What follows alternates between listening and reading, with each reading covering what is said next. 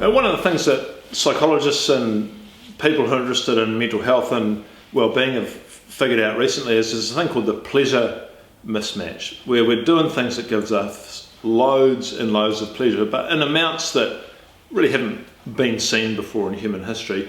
And I'll start with a pretty well-known example. It's cigarette smoking. So tobacco, the nicotine, it chucks up this neurotransmitter in the brain called dopamine, and dopamine's like a super crucial thing for motivation, pleasure, feeling sharp, feeling on task. And when you smoke, it bangs it up and keeps it up for a long time. Unfortunately, the brain adjusts to it, and so it, through a thing called neuroplasticity, it starts to re-regulate now.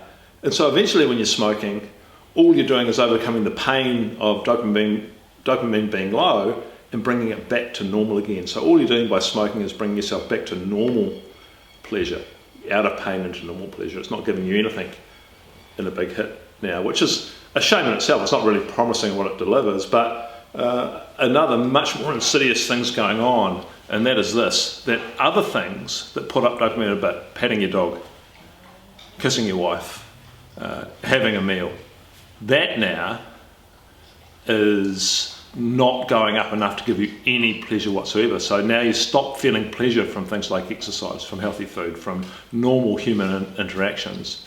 And that's a real problem. And that's why these things destroy your mental health so much. Okay, so you're not smoking, but let's look at some other things that do exactly the same thing. Vaping is in many ways is more insidious than cigarette smoking. Won't affect your lungs quite as badly, maybe not, but it certainly affects your brain and pushes this dopamine out of whack. We know that gaming is a massive thing for this, because dopamine and gaming are designed to go together, and so the gaming industry is absolutely expert at banging that neurotransmitter up high and keeping it high for a long time. And the same's true of these things. You know, that awesome device, these sort of mini supercomputers that we all have in our pockets now that can access all of the history of humanity and all of the knowledge of humanity. That's an awesome thing. But the social media people have also got hold of it, and we know that the more you use social media, the lower your basal dopamine is. In other words, you're now starting to feel pain, not pleasure, from using it. Talk about under-delivering on a promise. So they don't make you happy, they make you unhappy. And the trick there, put it away, put it down, get a dumb phone, or get some of these apps off, or at least try and reduce that use, especially in the evening.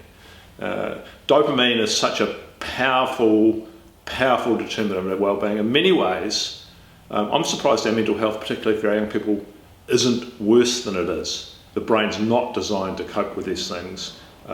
This is something we need to face up to as a society. Whether it's you, your kids, we could all do with a bit of a dopamine fast. In other words, some technology-free time during the day.